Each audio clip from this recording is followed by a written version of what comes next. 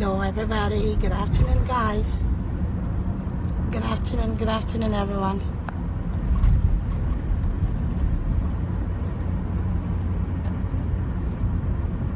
Good afternoon guys, good afternoon everyone. Good afternoon. Hello everyone, good afternoon.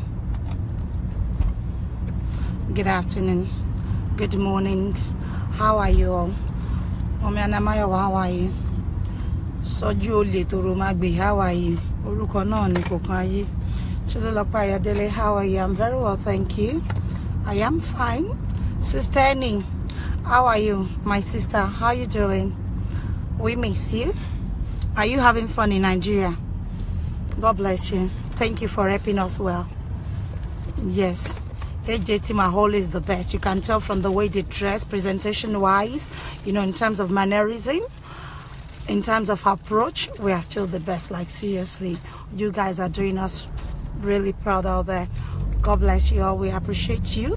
Good afternoon, everybody. Welcome on board. Yes, this is the team to be. We lead and others follow. Yes, as usual. Eshamu, ekwoko ya won, ijaya gbogbo awon soro.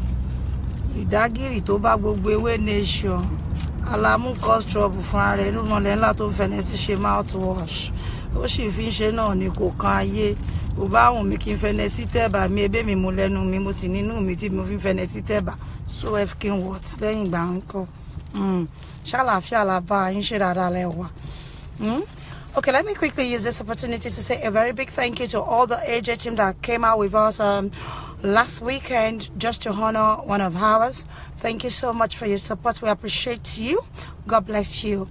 Thank you. And I appreciate you all. God bless you. Thank you so much for coming out to support us. And you know we are always there to support you when it is time for you to get celebrated or to celebrate one of your loved ones as well. So this is what we do in this team. We bond together. We have come together as a family. We support one another. We give each other voice where we discover, you know, the other is weak. We are each other's confidence. We are each other's energy. That is what this team is all about, you know, drawing energy from one another, supporting one another in times of need. So thank you so much, everybody. We appreciate you for your moral and financial contribution. To all of you that has actually contributed or donated towards Abike Jagaban Helping Hand Foundation, thank you so much. We appreciate you. Thank you for you know, stretching out your hands of love to the less needy, to the needy ones out there, to the less privileged. Thank you so much. We appreciate. God bless you. Tia Spila, how are you, boo? How are you doing? Yes, this is not a time to play. I'm coming out to talk about adults behaving like children today, and I'm going to be really snappy, you know, with this show. I don't have much time here. I'm going out with my children. We've got other kids that we're treating today. One of us is actually hosting us today again. So it's time for celebration with Abike Jagaban. We are still in Manchester, live in Manchester. And I would also like to say a very big thank you to Bukola Jesse. Thank you so much for giving us the privilege to come into your home and for making peace with all the Aye group. We appreciate you. God bless you. May the Lord continue to strengthen you. You know what should be expected after this. There's still going to be lots of bullying. They will curse you. They will come after you. They will not come after me because they know me. I will launch attack on them. But because they know that Christ is living in both of us, and now that you are do I call you Woli?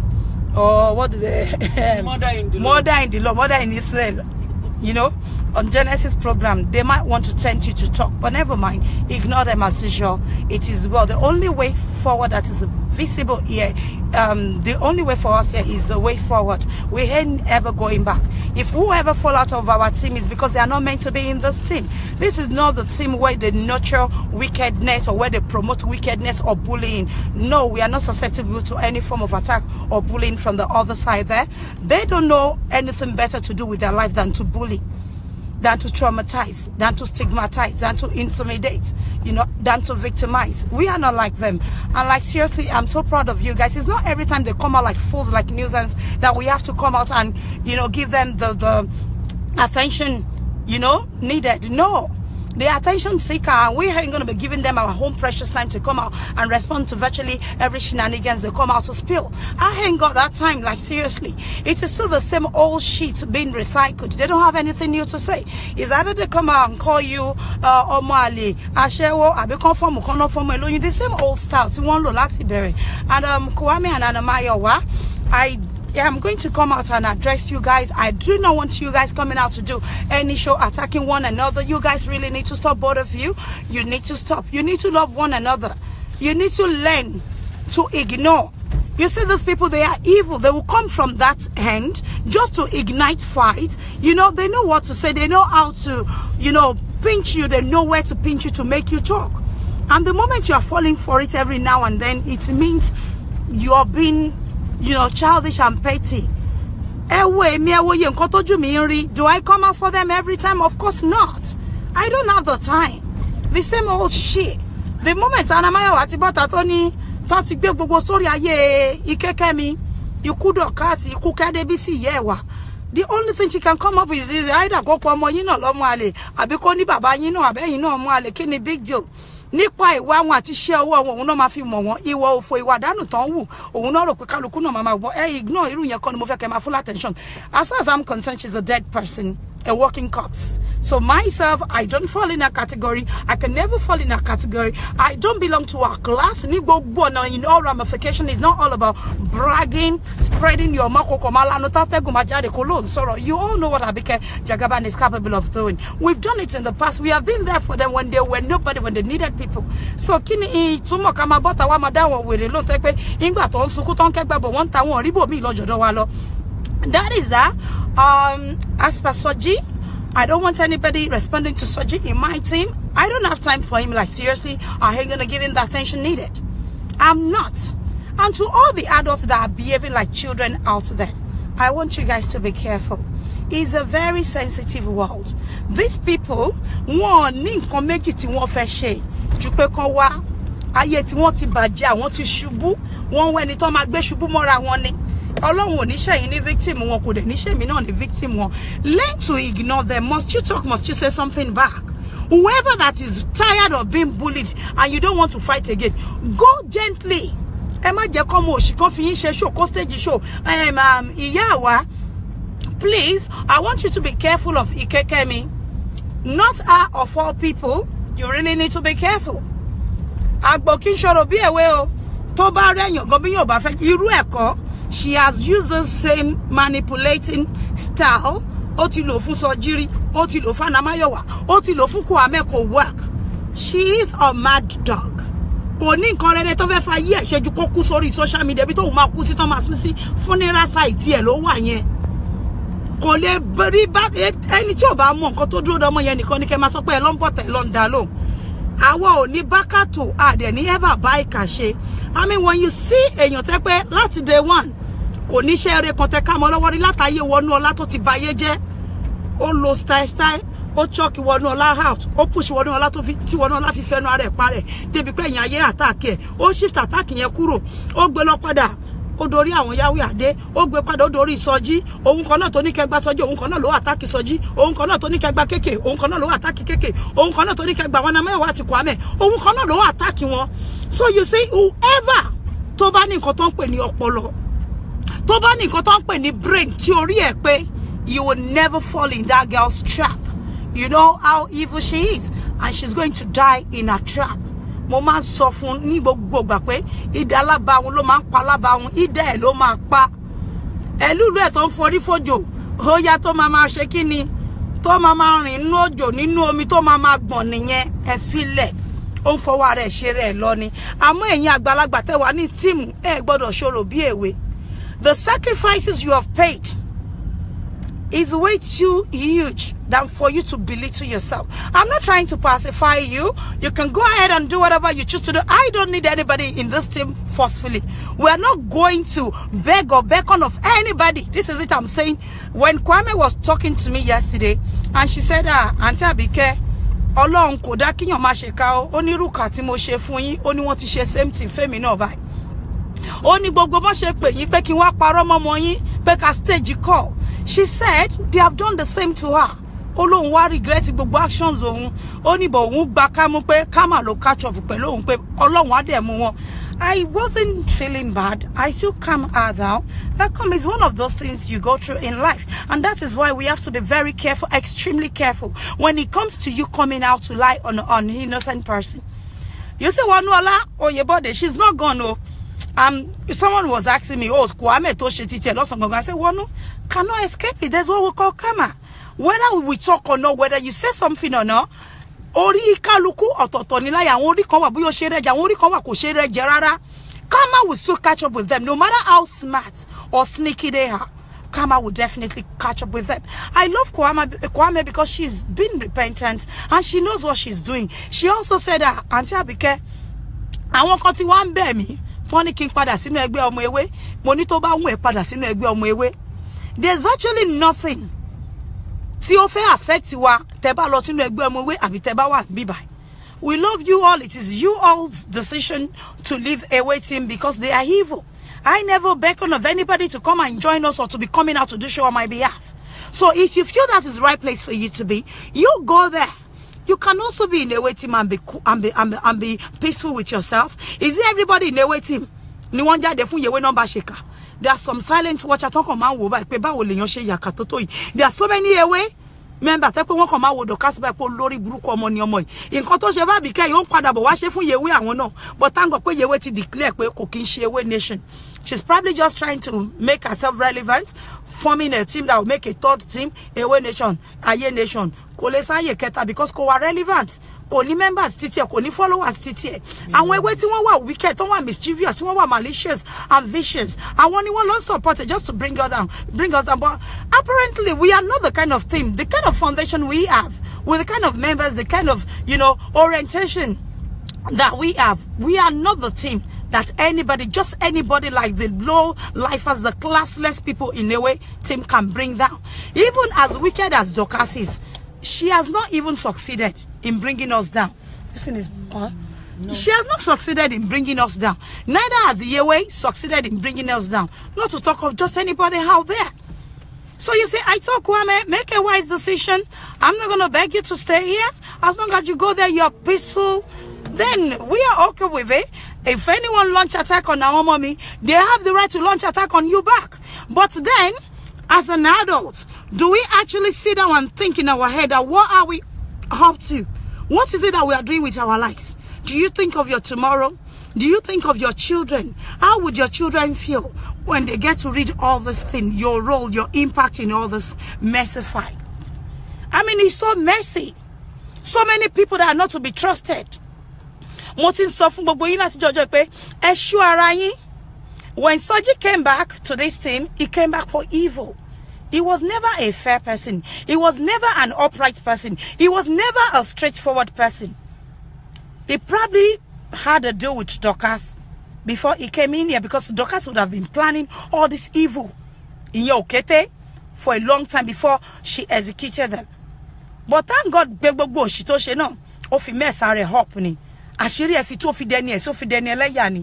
are not perturbed, we're not bothered. But as a strong team, we are not going to drop our guard for just anybody. No. When they come for you, we have given you the tips on how to go for them. You go for them when they come for you. Look at Kiloluko Were Tomanda Tolokpolo ye post Panda Pandanu. What kind of a blogger is Panda Pandanu? How come he never evaluates assess all Yewe's wickedness? How come he never interviews us about why she's been blogging children unlawfully? Why she's been destroying the upcoming generation unlawfully? How come he never challenged all the wickedness she's been doing to people that are young to be our own children? It's because Post and Ponder is mentally healed. He's deluded himself. He's not a normal blogger. Every sensible blogger should open their page, their work for criticism and for people to contribute. My contribution, your contribution, my views, my opinions should be welcomed. They don't have to manipulate me to say what they want to hear. They don't have to buy my idea and I don't have to buy theirs. But then my ideas and views should be given the chance. It is my life. That's what we call freedom of expression. I do not have to bend or be flexible to their will. No. But that is the kind of team they run. That is the kind of show they run. We are here. And when my team member messes up, I know when to call them to order to say, Emma Sherun Kombeyemo. You call her, ask her. I called her 2 days ago. I think it was before I left in London. That come on. I don't want to Jalani Wati Kwame. And I called Kwame. I told Kwame the same thing. If you guys continue, we might have to come out to do a disclaimer on both of you. And I'm not joking about that. This is a quality team. We have suffered so much to get to where we are today. We have I have overpaid my dues to maintain the brand name. I have worked hard day and night. I have taken a lot of bullets. And so does most of my members. We have paid the dues, overpaid it. Most of you have paid the dues. You have paid with your personality, with your reputation. We don't care whether they are blogging us or not. If they lie, let them blog us till the next millennium, century, whatever. We do not care. As long as we are saying the truth. But if both of them continue to fight every now and then, if they continue to drag this dispute between them, we might have to do that. I love them both, but I don't want fight. I don't want anybody causing confusion in this team. I don't want it. Enough of this fuckery and of this madness. If they want to do madness from the other side, madness. The quality team. This is where we have quality people, intellectuals. And we do not want our image messed up or rubbed in the mud because we want to maintain some members. No, we do not have to retain them. If the messes up, then they leave. They are going. For real. And I don't care where they go. Toba manager and you go mess up, she will go. And this is me. I ain't going nowhere. We don't have anybody Tamama rob her say for no reason. We have to behave like full-grown adults. We are all adults, and we have to behave like one. Like, seriously, you know what? I don't come out to laugh. I'm not coming out to laugh. It's because what is happening is not getting down well with me. But whoever that wants to leave AJ team, you can do so peacefully. But you have to think twice where you're going. Why am I saying this? Is because we care for you, because you have once been a part of us. Do you know how many people has left AJ team? They are not going into a away team. We still check on them. Why? Because we all cannot be the same. It's not everybody that is strong like Abike Jagaban. It's not everybody that is strong like Osha. It's not everybody that is like Abefe, like Yawa, like Antelin. Some people are just naturally weak, and we cannot control their emotions. If they feel weak to an extent to where they cannot go any further, we have to allow them their wish, let them go. We still support them with our prayers. It's because it's normal for people to get tired in journey of life. Some people do not even have the strength to go ahead anymore. And now they force more, like, seriously, I know some people will go in one corner of their room, they will cry and cry and cry that why are they going through this in the hands of the Yahweh? Cause see, so they force one, if they want to go in the hiding, let them go. They will come back after they must have regained their confidence again. So how come she wants to attack everybody? She wants to bully this one, she wants to bully that one, and go scot-free. And she doesn't want anybody to come after her and her children. Is she mad or crazy? Who the fuck is she? Who the fuck is Boba? One more away nation. I want rather wrong be a more doloka. Am I seeking attention? You give me a lot of attention to move for anybody. I want nobody. Tell you what, but me a lot of attention to me. For me personally, I don't have any attention to give them.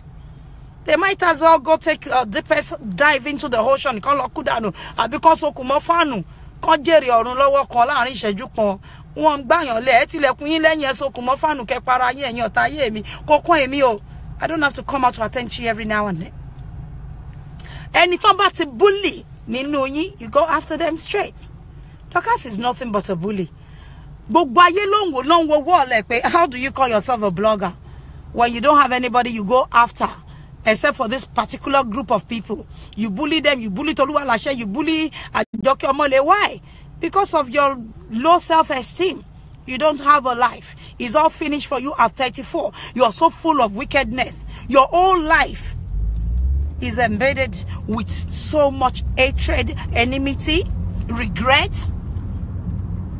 I mean, why you been rebellious for no reason? Our call about ya debisi ya eni kosomo. Ibi to ba she to ku die ka to sinu aya awon omo lomo ibe ni ko ti lo be. tó kó lọ ṣe àtúnṣe kó lọ máa tọrọ dáríjì ẹ̀ṣẹ̀ because ayé ẹ̀ ń bàjẹ́ lójú Adébísí ìyá ẹ̀ báyé èèyàn ṣe ń bàjẹ́ kankan ojú báyìí lọ náà kò sí kankan tó ń pè ní pé ayé bàjẹ́ ayé èèyàn pin yẹ̀kẹ́ lójú ìyá tó bíyànjú èyí tó ń go through yìí náà lọ tí ẹ bàjẹ́ ó pin yẹ̀kẹ́ tán ni. I mean, you let people rest, allow people to have their peace. You are the one going after everybody. You are the one calling. I thank God for one thing.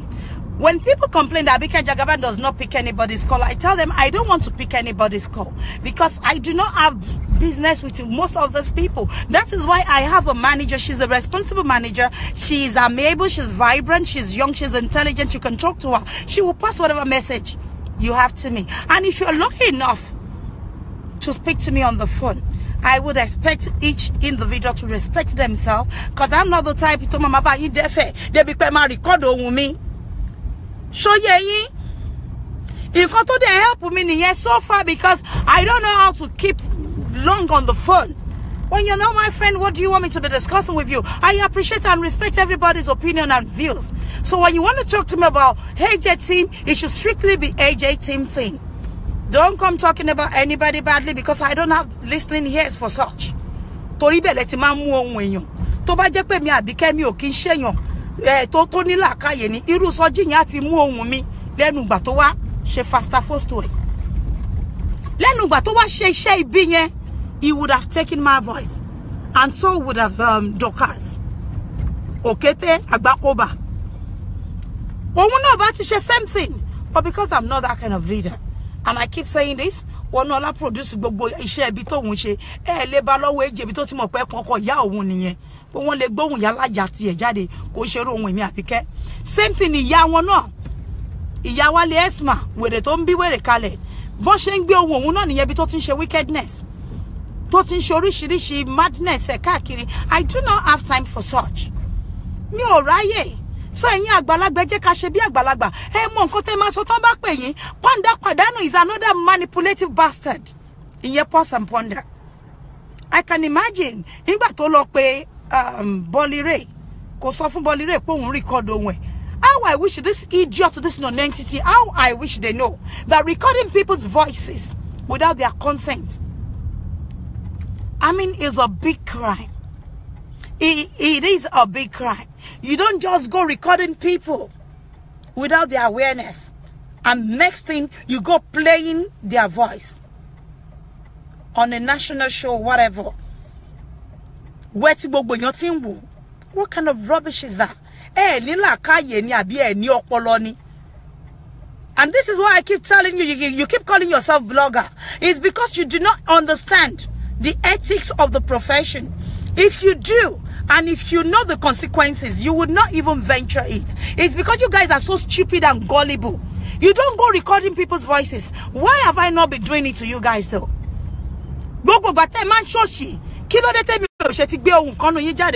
He said this at some point. She said that at some point. Because I know it is not right.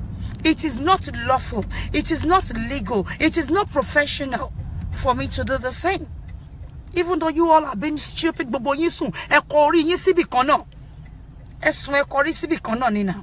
to banila kaye no yin recording people's voice or they send you in jail. But you need low lifers. If you are not proud of the things you do, why tashen sasa beti wo panda no to she mama lo ma record ohun awon eyan to ma ni o ma play ohun ya wa o ma play ohun lagbaja o. Were these people aware that you were recording them? Of course not. They are not aware.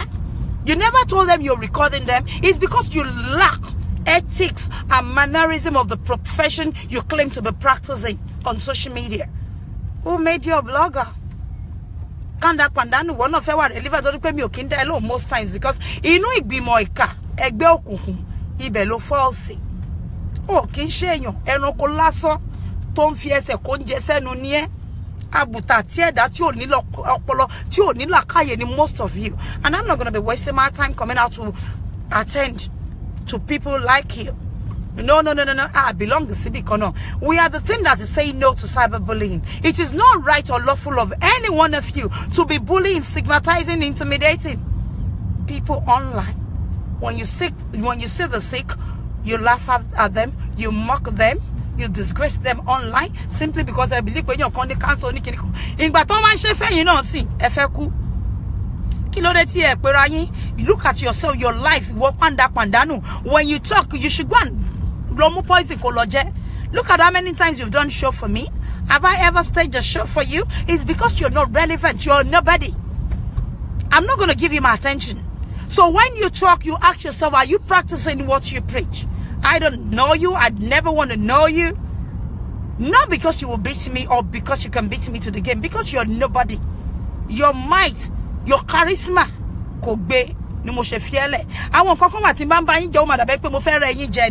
if I come after the cast, I will look as if because anybody Abike Jagaban lo. Abike Esabod has never ever empowered anybody. You remember Esabod will say on a show, people do it freely. There are so many young entrepreneurs on my show, and they have made the connection they need. Look at them today. They are one another's friends. They share business ideas, you know. They share business ideas. They are together. They have come to bond with each other. We have come to be one family today. And we are running this show, and this is more like a reality show where people fall in and people fall out every now and then. Where there are so many betrayers on board with us. Where betrayers are turned to friend, enemies are turned to friend, friends has become enemies overnight. Look at Infinity, everything we did for Infinity on this show. Where is it today? It's a bloody mess. And this I keep telling you. It's a bloody mess, a user. Hello, but sound image, sound image. Why they fell out? So it's not just the Adetoro that Infinity mess up with. Go and trace his history with sound image. They used to be very close. When you hear the appalling things that transpired between them, then you will know Infinity should not even be given a chance. Why? But because our enlarged heart, I knew all this and I welcomed him with his imperfections, but there's no big deal. Why do we have to close our gates because some people are not perfect, because they have not, you know, been nice to some people? We can give them a second and a third chance to amend their ways. It's just that he is born to be a nuisance. A bloody betrayer, he will forever be. You heard his wife when his wife spoke.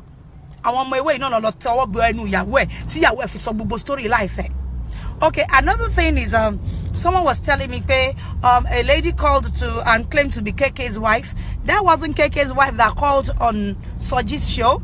I called the lady KK's ex-wife, and I spoke to her, and the lady said she would never call on anybody's show to bring her husband down because she's got kids for him, and she will never do such.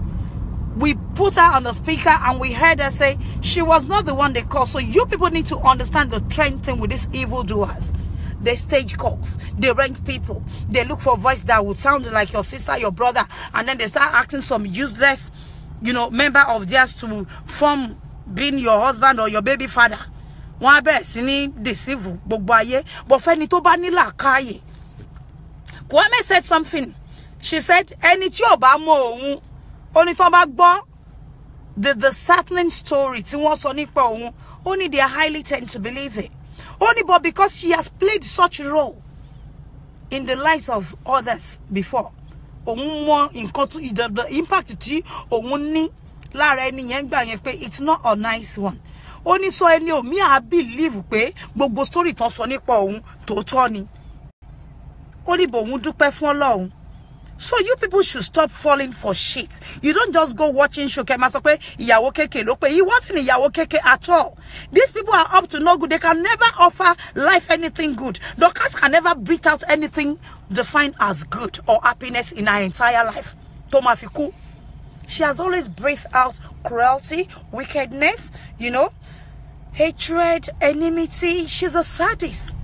She's not having it good. This is us. This is Osha driving. We are having it really good. You know, we are having it really good. The kids are here with us. She does not have such opportunity. She's a low lifer. Look at the last time she claimed to be going out. Who was she going to meet? Same Soji. Evil equal to evil. She does not have any respectable you know, well-dignified personality out there that would love to reckon with her. So look at this. Simple arithmetic. You're just yourself friend. In fact, when she friend are the enemy to herself, loje. Ayadebi City Baje. And she is now topping their show. Esabod is beneath Dorcas now. Dorcas is now the one ruling. And I have told them, when it comes to Abike Jagaban, I don't beg anybody to do show for me. If you have the urge to do so, from your own impulse, it is okay to do whatever you think, you know, is needed on this show, just to show your support and love for us. It is okay. And all we are still saying togetherly is no to cyberbullying. So I see all this show that all these individuals in Aye team is holding as, you know, kicking against this bullying act on social media. I don't see it as anything manipulating mind. When you look at Dorcas' weakness, she cannot shoot without speaking to people like Soji. And who the heck is that midget? He's a nobody. And you know, to my amusement, when you get to see these people in person, when you get to meet them, there are some people you will meet in person and you will actually feel disappointed in yourself having to have responded to them. It's not worth it. I mean, it's utterly, utterly disgraceful, humiliating to find yourself relating with such personality. I have met a few of them that I have responded to before, and I pinch myself to look up. You just disappointed yourself. They are not worth it. They are not worth it. When you check out their personality, their family background, how the look, representation wise, I mean appearance wise, I don't belong there. Iyawo will surrender. I know Iyawo will surrender. It is that stupid idiot. Even if Iyawa says she's not fighting anymore, you can never see Iyawa go there, because Iyawa will think of the sacrifices she's made with her own children's reputation. Esabod has continually bullied her children. She has tagged them with all kinds of crimes. She has lied on Iyawa's children. She has said all kinds of appalling things about Iyawa's husband. She has threatened to kill Iyawa. And that's why Antibola Abike is hell-bent on killing her back. Baby Toba Majasi say, I'm already. And Kenny Toba try to power my saye. You will look pasaye. Because you live on in your children. Your children are your tomorrow. Those are our tomorrow, our future. They are greater nation than ours. Eh? These are our own future. And when someone now right in your own face, why wouldn't you come out to fight as a good mom? Why wouldn't you come out to fight? So if the journey is what embarking on, then you go ahead and fight it to the end. Do not let anybody bully you into silence. And most of our people that are not coming out, someone was asking me, we don't get to see Abiola Moshood. Abiola Moshood is very fine. You know there are some shows you will do, and you do it to the next and walk away.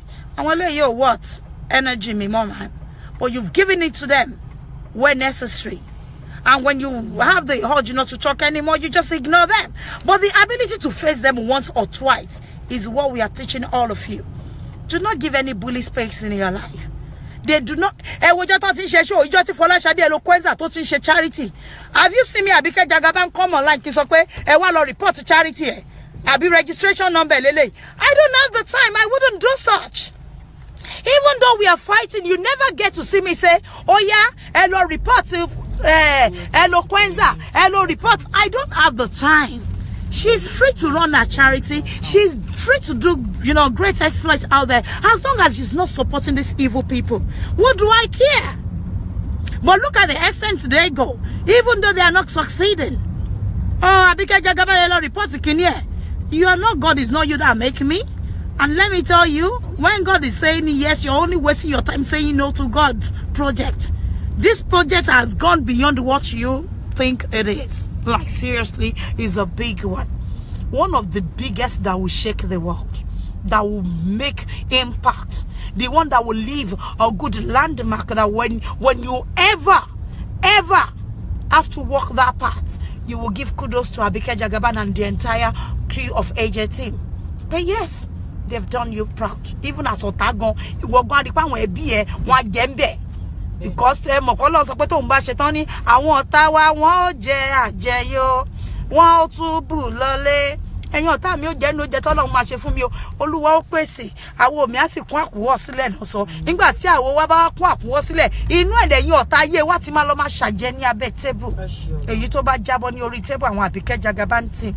Awa Jayo, I want taye, was bossy Abetebu. A Yutoba Jabal and then what on console table, Sabetebu. Ibele Yitima Gel. I won't even join a beck at Taye Mafikare. We are not part of you, and we will never be part of you.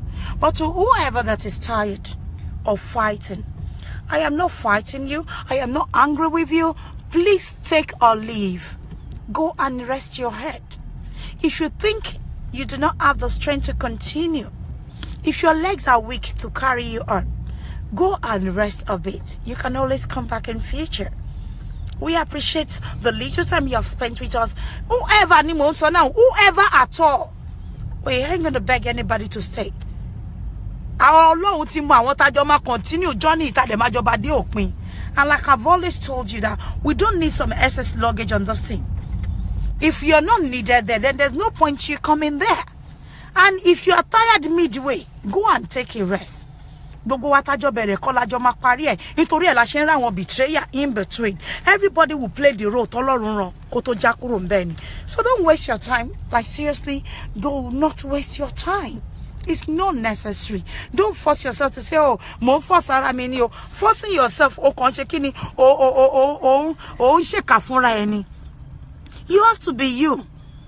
You have to be you. Be real, be original.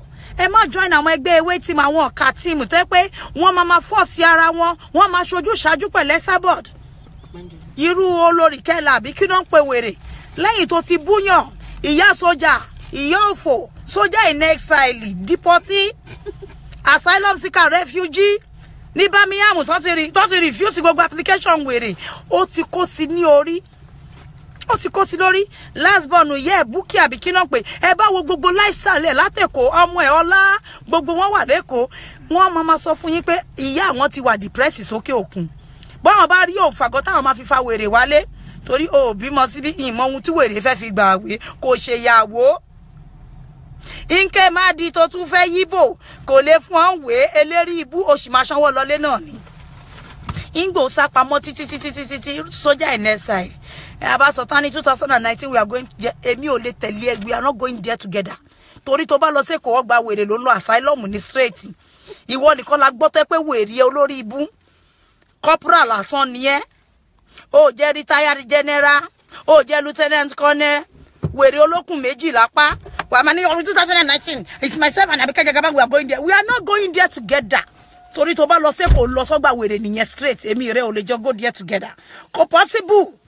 O le ma so fa àwọn we are going there. I am not going there together with you. Kò ní ye wa to mo e ọlá àti ìran e àti àwọn àbúrò e Bukky ẹ lè jọ go there together. So gba wèrè. Tó bá délé wọ́n lọ so ẹni oro kan ma dédé fi sójà tó bá ya wèrè lẹ̀. Orí ẹ ò pé mọ́. Ọjọ́ orí ẹ ibi tó bú ẹ sábọ̀dù dé. Tí má ṣí gbogbo nǹkan tó wà nínú inbox mi ẹ sábọ̀dù abẹ́ orí ẹ ni. Ìjọ tí má ráyè má kó fún Kwame kó lọ display ẹ. Àmọ́ kó bẹ́ orí ẹ náà ló afẹ́. Tó bá dé lóhun ò bẹ́ náà iṣẹ́ á máa tì ẹ́ kiri.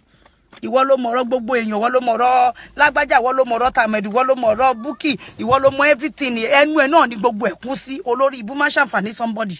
Olórí Kẹ́là, Díọlá, ẹni ìyà ní ẹni àdánù ní ẹ. Àwọn àgbà òfò àgbà àdánù. Tí a máa ń sọ náà rí àwọn àgbà olórí burúkú tẹ́ tán bá ti wọnú ibì kan. The life that they cannot live in their own children, they now force themselves on you. Wọ́n fẹ́ máa fún yín ní orders. You can go down through there. Wọ́n fẹ́ máa pàṣẹ fún yín. Bàbá ilé àwọn ṣe fẹ́ kẹ́ ṣe ẹ lè ṣe bẹ́ẹ̀. Ẹ lè ṣe bẹ́ẹ̀ bí kọ́lẹ̀ ti máa pàṣẹ lórí AJ team kọ́. It cannot be possible. Àwọn àgbà rádaràda, àwọn àgbà òfò náà wà. Kò ń ṣe dandan ni. Dandan kọ́. I will leave it now. Sorry guys. I need a post. For where we're going. I'll just type it in. Tell Bukky to call her. You know, guys, so Kema wo radarada yi o. Àwọn ẹni yẹn ni àdánù yìí ru àwọn àgbà òfò bí olórí wèrè tó lóhun olórí Kenla olórí kẹ́nà oní brain didenti ṣé àtòrí tí ẹ wá bí ni mọ́rí àtòrí ẹ̀ fọ́ọ̀mù èjè ibi kọ́ ló ti wá máa pàṣẹ àṣẹ tó lè pa fọ́ọ̀mù ẹ̀ tó fi fọ́ọ̀mù ẹyọ kan ṣoṣo tó bílẹ̀ ń lo lẹ́sẹ̀kù tó ṣánwọ́ wá tó wá ṣe sójà ìnẹ́sà ẹ̀ ó ṣe wá jáwà ló fẹ́ pàṣẹ fún lórí AJT wo bó ṣe ń líkì àṣẹ ẹgbẹ́ ẹ̀ ibi tẹ́ Sábọ̀dù bá tiẹ̀ jẹ́ dé èèyàn gidi wo lẹ máa kúrò lábẹ́ Sábọ̀dù tẹ́ máa padà lọ. It shows your weakness. You are all weaklings, baddest weaklings. Ẹnu yóò ràn ọ̀rọ̀ tàbá sọ tó wèrè á sọ pé o máa lọ sójú sójà ṣé tó bá yẹ pé ojú ogun Abacha náà gbé wọ wèrè yìí lọ kí ló fẹ́ fi defend ara ẹ̀ náà ìwọ tẹ́ pé o ò tí ì rí ogun Third World War wèrè yẹ ogun kí náà ti ń pè ń bíbà lásán ló sì rí ogun Facebook ó dí ọdẹ ó bẹ̀rẹ̀ sí ní melt off ṣán á lè gbé wèrè yẹ lọ sójú ogun gangan ogun Hitler gan o gbọ́dọ̀ lọ sẹ́rí mọ́ kí wèrè yẹ má kú kó tó bẹ̀rẹ̀ sí ní gbọ́ ohun firearms wà á ti kú dànù abásọtọ̀ wà ní let's go there let's go where ọgbà wèrè náà mú ẹ lọ mo rò pé abẹ́rẹ́ sójà tán gbá ẹ kò tí tán lára ẹ láti bí 20 years ago shame on you àgbà òfò àgbà rádaràda ní ẹ àgbà ránù àgbà tó yẹ kó máa gbá ojú ẹ kó máa tìkábọ̀ ní ojú ẹ òun nìwọ lórí kẹ́là má ṣàǹfààní èèyàn the same way bó ṣe lọ ń kó knife tó lọ́pọ̀ àwọn èèyàn ìwọ náà ló tún lọ ìwọ àti ìlà fún kí àti gbéyàdọ̀kásì whatever ẹ̀yin lẹ tún lọ ń ṣe same thing fún Kwame ṣé ojú òun tí ìwọ àṣàgbàlagbà ni nítorí Kwame yọ ẹ kúrò nínú admin ẹ you are so shameless asshole ni ẹ wèrè àgbàlagbà gidi gan ni ẹ abásọtọ̀ wà ní 2019 is coming year wọ́n lọ fi ẹrú bọ 2019 regime yẹn ni ó yẹ kójú tiẹ̀ wọ́n lé ogun lé ẹ títí ó sáwá sí ìlú òyìnbó àwa sọ̀tàn wèrè ẹ lé ó fẹ́ padà lọlé ṣé ìjọba ológun la wà yìí mọ́ ni àbí ìjọba alágbádá tá mú ọ̀run ẹ̀ tá mú kolo babaláku bàbá ẹ lọ́yọ̀ọ́ ìwọ tó rẹ̀ pẹ̀lú àwọn ọmọ yẹ̀ gbogbo adúrò ohun ẹ̀ tán gbé jáde tó ti ń bú àbúrò ẹ̀ bú ẹ̀gbọ́n ẹ̀ ó fún mi kúdòsì díẹ̀ ni pé Àbíkẹ́ yìí náà mọnú bí ni ṣé mi ò mọnú bí ṣé mi ò mọ̀rọ̀ sọ ni yẹ kí máa dá àwọn ọmọ kan máa ń wo ẹni ẹ̀yin ló yẹ kójú tí àṣàgbàlagbà tẹ́ ẹ̀ ń ṣe láńgbáláńgbá tẹ́ ẹ̀ ń ṣe rádaràdá káàkiri àgbáyé tójú òtì yín ẹ̀yin tó yẹ kó máa bá níbi kan ti tó nǹkan tó yẹ pé ẹ̀yin lẹ́ ń bà á jẹ́ someday àwọn ọmọ yín á bá yín bẹ̀ wọ́n á bá yín díẹ̀ pé ṣáàdúrú bẹ́ ṣe bá yé jẹ́ lélẹ̀ ẹ wá dúró nǹkan tẹ́ dà sórí Google ẹ wá dúró nǹkan tẹ́ dà sórí social media ó yẹ kójú tí yín ó lò ṣe èèyàn gbá òun ní gbogbo ẹ̀yin àgbà òfò temple ugly rock irú olè Bọ́lájí Èkínní Bàsírátù Balógun tó ń lọ sí mọ́ṣáláṣí díìnì ní New York ìyàwó Alhaji Abifara ó mọ òṣì tó ṣe mo sọ fún gbà tí ta ló ń gbé ẹ ṣe pé ní ó lọ́mọ kó ṣe pọ́n fi yọ ẹ̀ olórí ibú ẹ̀ tó bá lò mọ̀ rọ́sọ́kẹ́ máa rántí ẹni tó mọ̀ gbọ́ nígbà tó ṣàbíamọ tó wá dédé ní kí ọmọ ẹni tó bímọ kó ṣánkú ṣé wọn nínú ẹ létí pé ọwáyé wá pòfo ni ẹni àwáyé wá pòfo ní ẹ̀nà nígbà tó mọ bó ṣe ń ṣe wọ́n ó ṣe ní wíṣ àwọn tó mọ bó ṣe ń ṣe wọ́n níbi irú ẹ̀ kọ́ ló máa faṣọ ya máa fi tó bá máa yàtọ̀ ọ̀run ẹ Esabod náà ó ti bú ẹ rí pé bó bá ṣòṣì Esabod ń threaten gbogbo yín Kẹ́mi Kemris alájà Kẹ́mi Kemris àgbà òfò ní gbogbo yín pátápátá ó yẹ kí ojú tì yín pé group wo lẹ́lẹ́ belong sí yín náà kí ni role yín kí ni impact yín irú role wo lẹ play ẹ sọ fún mi irú role wo lẹ play nínú gbogbo nǹkan tá à ń sọ yìí ṣojú òtí yín àṣàgbàlagbà ni àwọn ẹgbẹ́ àwọn ọmọ yín wọ́n wà lórí ibẹ̀ yẹn wọ́n ń búlì wọn ẹ rí nǹkan kan ṣe sí ẹ lè redeem image wọn ẹ lè sọ pé ó tó fún wọn ẹ lè ṣe wọ́n pẹ̀lẹ́ àfitẹ́kọ́ tó bá máa bá gbogbo. Sorry guys. So ẹ má bínú gẹ́gẹ́ bí ṣe ń sọ lọ àwọn àgbàyà òṣì yìí ṣé orí ọ̀rọ̀ wọn la fẹ́ máa jókòó sí every time ṣé irú olè tó ń gbé wiri yẹn ṣé ó ní good reputation kò ní láti lé so ara ẹ̀ ló ń gbé ṣépè irú òkété àjọ ara ẹ̀ ló ń gbé ṣépè ọmọ ẹ̀ ló ń gbé ṣépè gbogbo ọ̀rọ̀ òdì tó bá sọ orí ara ẹ̀ ló ń pè sí ẹ ignore ẹ̀ dànù gbogbo wọn kọ́nà deserve response yín èmi personally èmi ò ráyè kí máa fún wọn response mi every now and then o honestly I don't have the time and that is why I'm begging all the adults tó wà ní orí show pé ẹ má ṣe bí wọn o àgbàlagbà láti ṣe bí àgbàlagbà ẹ mọ nǹkan tẹ́ máa sọ ayé recording olúgbóhùn láwa yìí olúgbóhùn wọ́n ń gbóhùn wọ́n ń gba anything dànù nínú ohùn we all have to be careful ẹ mọ ẹni tẹ́ ń bá sọ̀rọ̀ ẹ má jẹ́ kí anybody wá ṣe bí pacifier fún yín. Ẹ wo pandanu bó ṣe ń record àwọn èèyàn. He will go calling people pretending. Ṣé fẹ́ sọ pé ẹ gbọ́ pé ti play ohun àwọn kan rí ni. So why are you falling into the same trap? Why are you falling into the same trap? Ẹ má fall into the same trap. Àgbàlagbà kì í ṣòro bí èwe. Àwọn ọmọ yẹn náà pè yín, I'm under the talk the thing. Do you want to call her? Àwọn ọmọ yẹn náà pè yín. Wọ́n máa sọ aunty Abike la kíní kan ní mọ̀ pé wọ́n record ohun yín ni. Èmi tí mo gbọ́ nǹkan tó ń ṣẹlẹ̀, and that is why I don't pick so many people's call. If you are my friend, I will pick your call. If I see you as one of our ardent followers, I'm going to give you the audience that is required. When I see people behave responsibly, I disregard the call. There's no point in me listening or giving you time with you necessary. Because I cannot afford to bring myself down to their own level. Thank you, Penny Johnson. But what deserve response in yan àgbàlagbà. Ẹ má ṣòro bí èwe mọ́. Ẹ má lọ pé lágbájá, ẹ mo lọ pé gbá, ní mo ẹni tó ma. Èmi àwọn mi gan wà nú ayé tí mi ò trust. Tí mo mọ̀ pé tán bá pè mí mọ́ mi jí ò kí ló dé kí mo gbà lọ́wọ́ yín ni. Èsì tí máa gbélé wọn báyìí máa gbélé wọn ni. Àìmọye àwọn tó jẹ́ ara wa tẹ́ pé àwa gan fojú sí lára tá mọ̀ pé ẹlẹ́jọ́ wẹ́wẹ́ ni wọ́n bí olórí kẹ́là di ọ̀la ẹnu já wáyà. Òjọba ológun lókè òkun in exile. Ẹ láti ṣọ́ra yín. Ìjọsí tó máa send the picture ẹ kó lọ sọ gbogbo ọ̀rọ̀ Bukky Jesse pátá olórí kẹ́là olóbùkú ló gbé wá. Òun yìí kan náà ló lọ ti àwọ̀ ò tí ẹ mọ̀gbà tó bọ̀tà nínú ẹgbẹ́ ọmọ ayé. Débi pa máa mọ wá dúró ibi tó ń ṣe, and that is why you guys need to be really careful. The enemy within gan fẹ́ pọ̀ ju ìtò wà ń ta lọ. And nǹkan tó ń kọ́ èmi Abike yọ is because I do not leave my zone opened even to some of them ayé. When they talk, mo ti gbọ́ ni ẹ ṣé gan. When they expect me to talk, I do more of listening. So tẹ́ bá fẹ́ record, ẹ máa record Solomon Grandi. Start on the work. Ní response mommy jí o yín jù. Okay, ma ẹ ṣé ma bye. Mo pa fóònù. Ẹ lè rohun mi mú ẹ bá ń dóde kẹ́ mohun mi ẹ ti ṣì wá ṣe. Wọ́n ti ṣì. Èmi ti sọ wí pé ní kẹ́ máa fi ṣe Solomon Grandi. Start on the work. They planted an every tree.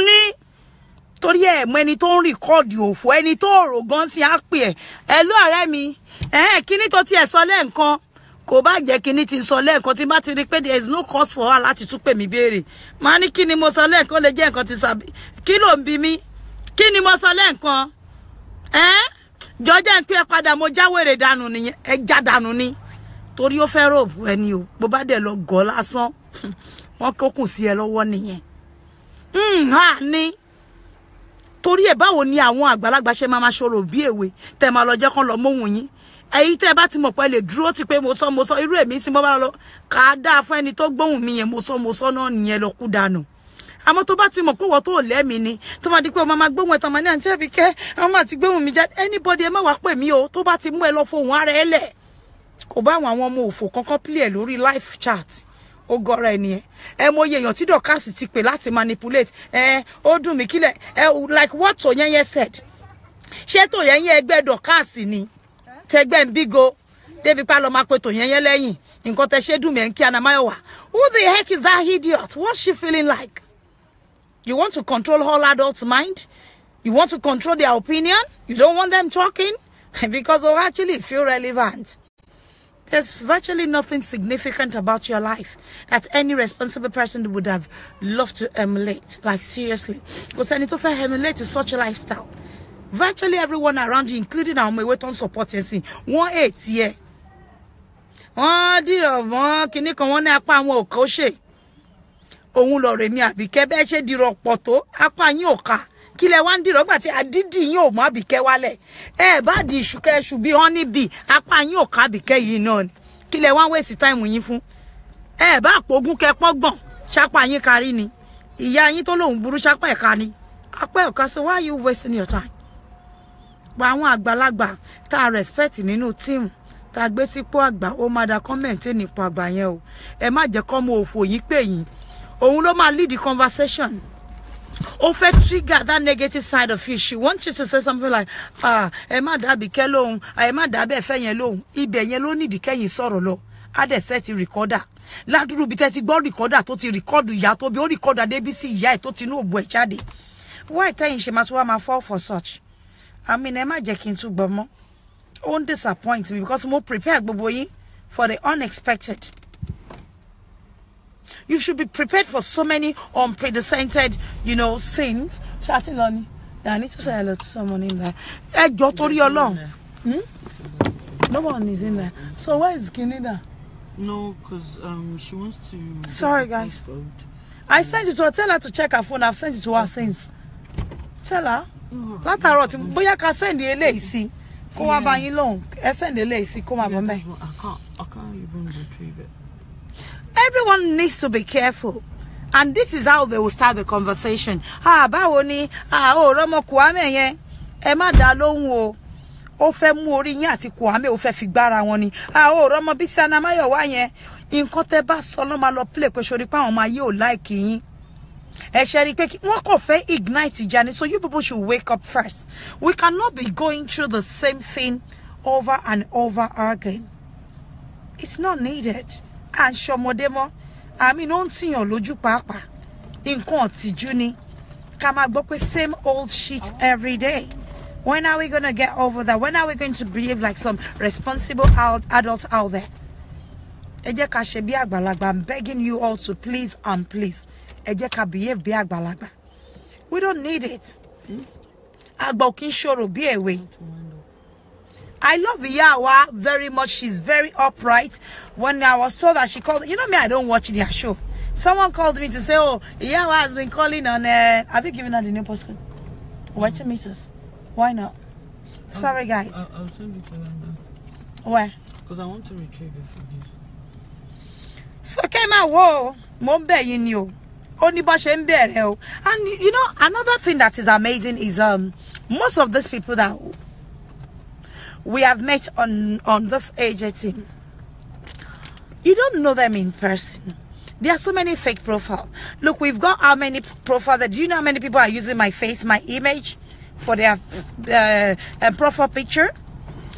Ẹni tó lóhùn jẹ́ sọ́jí olè toro má gbé nsìyìn tó bá lójú Àbíkẹ́ ṣẹ́yìn mẹ́ni tó ń jẹ́ bẹ́ẹ̀. O to le mọ̀ pé ẹni tó jẹ́ toro má gbé mijeti rárá wà. Àmọ́ ṣe mẹ́ni tó ń dọ́gbọ́n lórúkọ yẹn. And before you know it, because the person is coming out to shoot at them to support us, and next thing you will now go and call her. Sister me, how are you, ma? Can you come my beer? Can you see?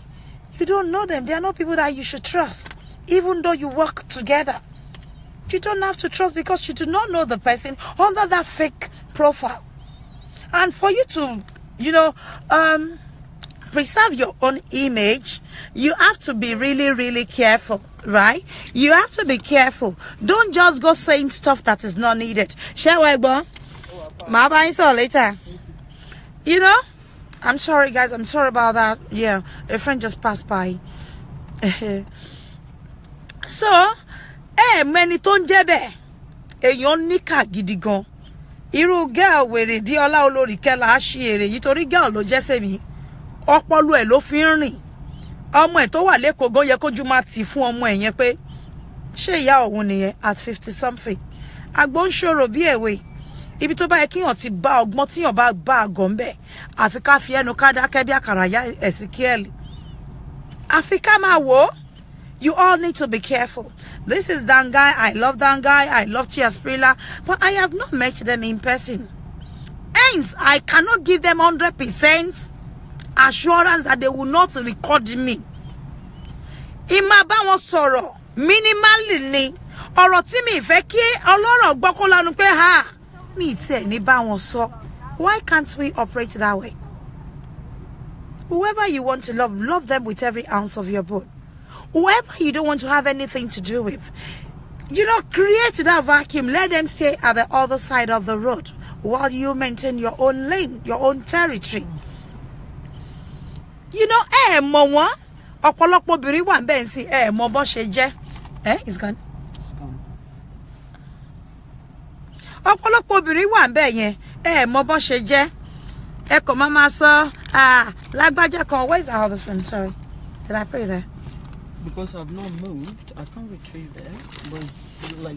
I'm sorry, guys. Hold on a second. Where's my Samsung phone? Do you have it, Tim? I was looking for it. Tim, do you have it? Do you want to check my bag? Many tó wà lábẹ́ ẹ ṣọ́ra yín, ẹ má jẹ́ kán sọ yín dàgbà yà. Ẹ má kàn sọ pé àmọ́ mi yẹn ìgbà tán pè mí, àwọn náà wá sọ pé wọ́n wá wí pé wọ́n bá gbàlagbà nídìí irú ẹ̀. Ó máa ń tìyàn lójú. Èyí tẹ́ bá mọ̀ pé ẹ lè sọ tẹ́ pé tírú ọmọ Adébísí bá gbọ́ ẹ máa sọ pé kò ní ya Adébísí tó bí òfò níyà ẹ máa ṣe tí ń bá sọ ńkọ́. Den tẹ́ bá ti lè sọ yẹn ẹ má sọ rárá. Èyí tẹ́ bá mọ̀ pé tírú ọmọ Adébísí bá wá rádàràdà bá wá bá ru yín ẹ wá mama kálọ lọ pé I did not say that. Did I actually say that? Tẹ́ bá ti mọ̀ pé ẹ lè defend ẹ má wulẹ̀ sọ. Àmì no man níbi tán ti máa ń bá gbà bọ́n ṣe máa ń sọ wọ́n níbi gẹrẹjẹ ni wọ́n ti máa ń bá gbà. Àgbà tó bá tún mọ̀ pé òun ò lè maintain níbi gẹrẹjẹ òun ẹ má wulẹ̀ ṣe kíni ẹ má wulẹ̀ bá wọn sọ rárá. Let me give you sorry guys. Is he on a phone? Yes, I have it here. Sorry guys, I might be no, pardon me. I'm trying to locate where we're going. You can call her here, but you can call her with your phone outside and tell us to give you again.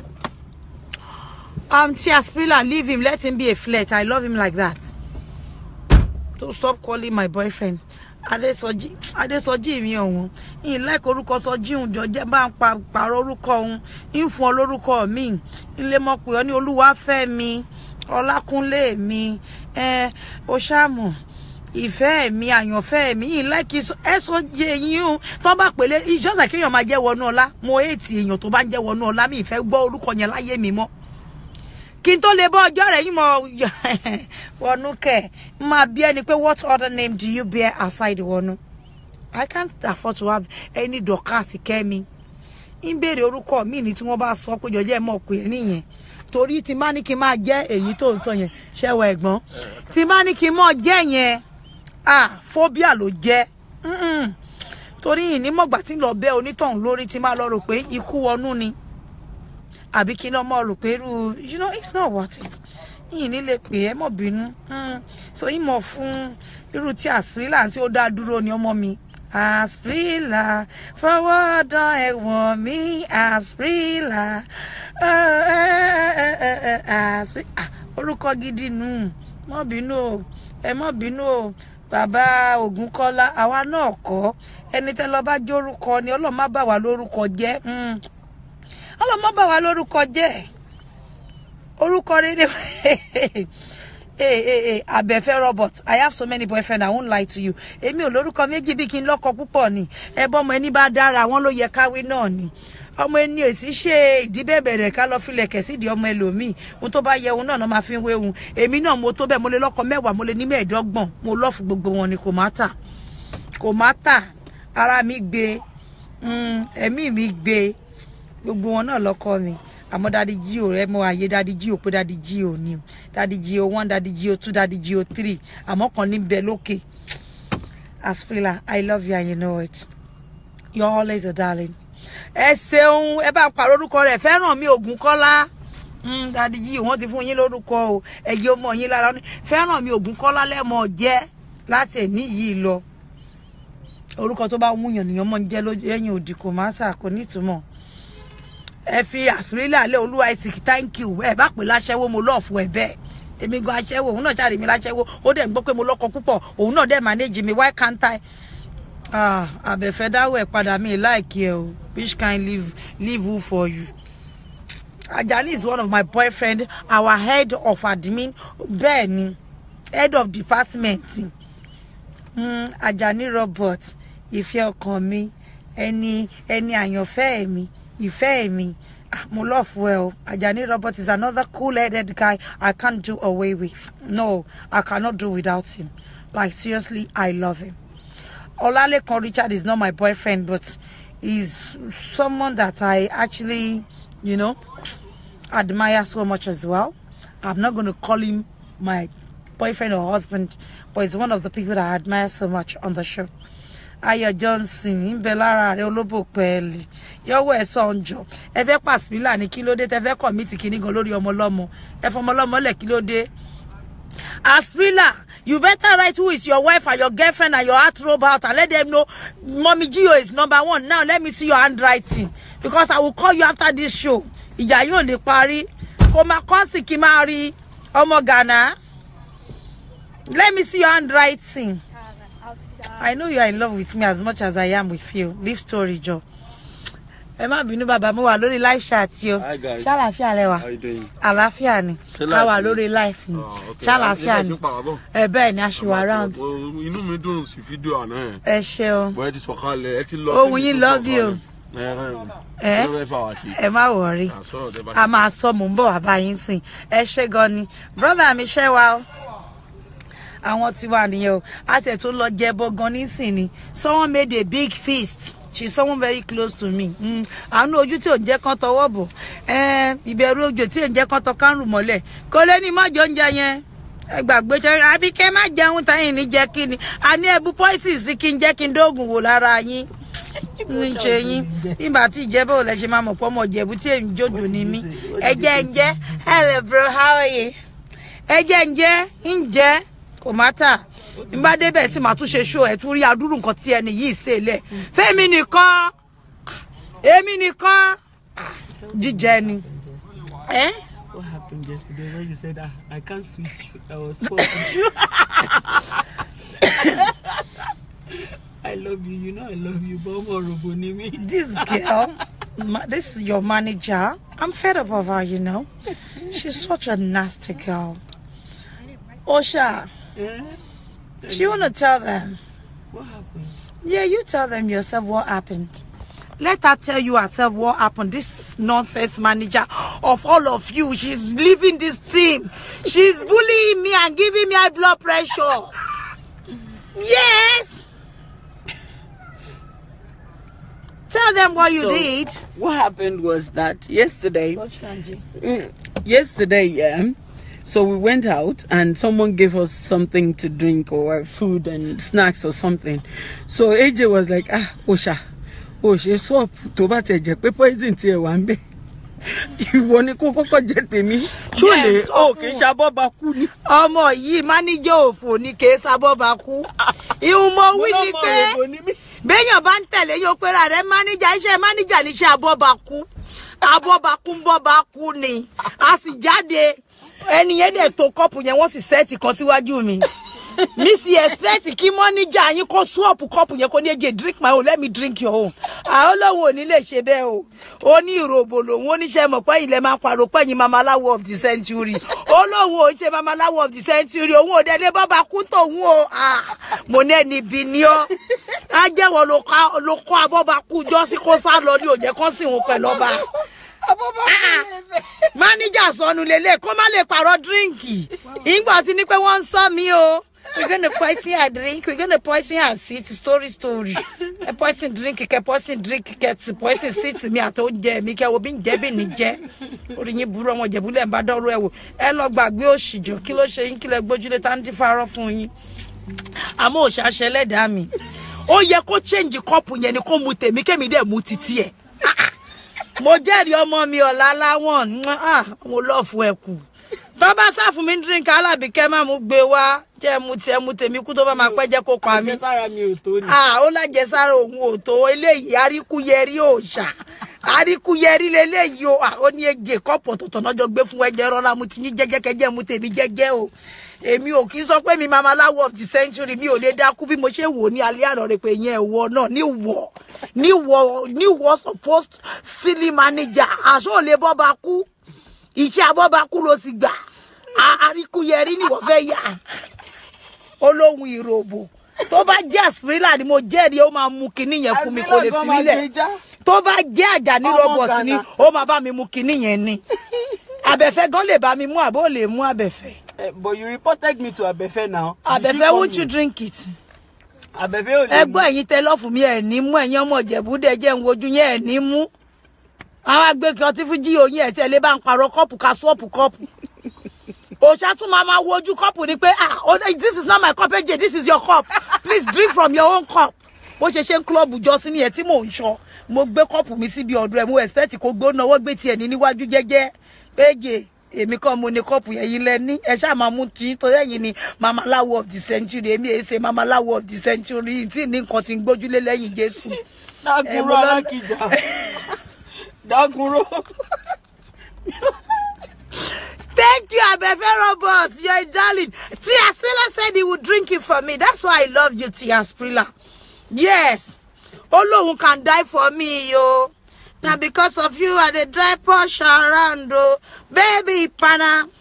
Because of you, I go change to Mama Lawo. Baby Pana. If I baby, you too love me. Tia Sprilla, that's why I can never stop loving you. You see, Baba Aborishade said he can drink it for me. Thank you, Uncle Kenny Aborishade. God bless you, sir. Now. Ìyá yín tó ń darí gbogbo ètò ṣe wá fẹ́ nkú ni ó mo dẹ̀ ń sọ pé ibi tá lọ yìí o kọ́ọ̀pù yìí o òṣà ó yẹ kó swap ẹ kó rọra gbé tèmi kó máa mú o tó bá rí ohun tó pè síbẹ̀ nígbà tí ó bá ti ń ṣe mi mo mú a oníṣẹ́ òun ni kó wá mú Ọlọ́run gan ò lè mú fún mi kí n gbàgbé mú kí ni oníṣẹ́ mo máa ń bá yín sọ pé mi Mama Lawo of the century lórí line ṣe bẹ́ẹ̀ yín lẹ máa ń dá ṣe Mama Lawo bó ní ṣe wá mú fún yín òun ò lè mú òun ò tí ready láti kú mo lọ mú àlelele o iṣẹ́ manager. Thank you Auntie Kemilat Mojisola. Thank you Adeshina Adedayo. All of you are just fumbling yo ọmọdé òde bí ẹrù lẹ́rù ṣe ṣe ọ̀pẹ lè mú abẹ́ confumble mú tòótọ́ ni o. The Osha is not loyal to me. She refused to drink from that cup. If I won't bet it here, Danny Nico be all le be drink you only a coda mo drink me pekika luku madam drink ye. Okay, Auntie Shew, you will sip it. Auntie Shew, I'm sorry for yesterday. I will call you after this show. I'm so sorry. I left that phone at home. I'm really sorry. I apologize. Emma Binusi Mejo. Ajani Roberts will drink it. Ajani ke. And you drew me niye. You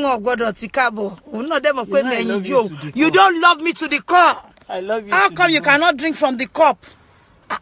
What about the one I drank for you yesterday? Which yesterday? Shengo. Abike, let me go and rinse the cup for AJ. Don't drink it. Only no drink it. You know, but they don't believe you. I know that they don't believe you. They know. Well, you know it's what you did. You just told them. I got you. Oh, Shababaku. I got you. Hariku Yerinia. No, but you asked me, Ibo Motiwa Muni. Omo robo nimi. Irobo logo nimi. Aye logo luyi. Ele. Oh, let move from my cup. Mo kàn lè pé àwọn àpapọ̀ ẹlẹ́yẹ. Kọ́ wá bá mú. Oh, nile zip we. Ceremony. You see the reason why there's need for us to change. We need our Abijawara be a manager. No, that's I won't have a Fade. Daguru Apini Osha. There, nítorí pé ó ti di spiritual war. Esari bi toju wari, esari gbogbo tó fojú wari. Táwa no bá takú rẹ̀ spiritually o táwa ìbámọ̀ ti sube jẹ́ ká máa dúpẹ́ fọ́lọ́run. Ọlọ́run mà ló ń gbà fún wa. Ọlọ́run ló ń gbà fún wa. Ẹ sábọ̀dọ̀ bá yín kéré. Ó ṣe lóògùn, ó gbé níkà, ó ní kó wá ká yín mọ́, kọ́kọ́ sword wá, kọ́kọ́ dá wá, ó lo threat gbogbo ẹ̀ work, kò lè work. Wọ́n porí mi lójú oorun mo kàn sùn ní pé mo ní ta ní ń gbé mi jẹ yé ní sọ́bọ̀rún mi jẹ.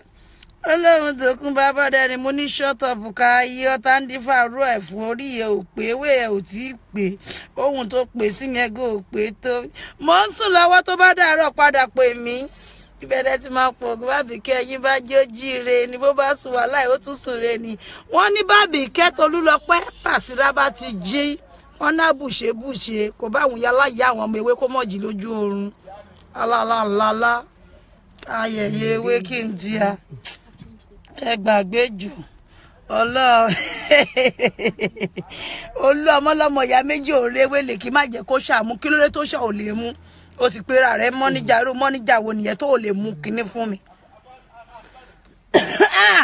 Mo wà bàbá ṣẹ́wà ẹ má bínú mo wà mo pẹ́ dé ni ẹ má bínú mo wà lórí live chat mo àárín yín sùn ẹ ṣé jàre ẹ̀gbọ́n ẹ lọ jọjẹ. I'm so sorry, guys. We have some of our fans passing by, and I don't have a choice but to say hello. so that it doesn't sound rude like I just think or dawa long. Eje ma ba yin ki won ife to ni si wa na wa na de nife won pada. It only shows our sense of humor. Yeah. What do you want to go? But what's keeping us here though? No, Toxicity? No, Toxic will meet us there. Why are they not moving? We're waiting for... Any Tony Benyavi? No, Georgia, they went to cut the hair. Okay. Is it still there? Yeah. Do you want to go do yours as well? Yeah. I'm sorry, guys. So, Tia Sprila, thank you, Sandra Abike. Oluomoto Gallant, you need to call me. Oluomoto Gallant, Gallant. Sister Lynn, you need to hear and see what happened last night. We went out to this strange place, and then this wonderful nice guy bought me a drink, but because we have always been careful, it was a whole bottle of a drink of new one. And we were given 3 cups.